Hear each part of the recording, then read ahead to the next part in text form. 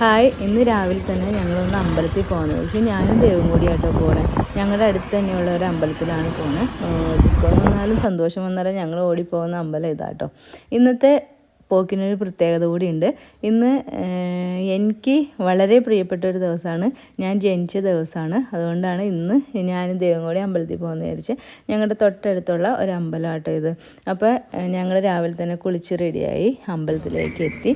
അതേപോലെ നെയ്വിളക്ക് എത്തിക്കാനായിട്ട് എണ്ണയൊക്കെ എടുത്തു. അമ്പലത്തിൽ തൊഴുത് ഞങ്ങൾ തിരിച്ചു വന്നു. ഓക്കെ.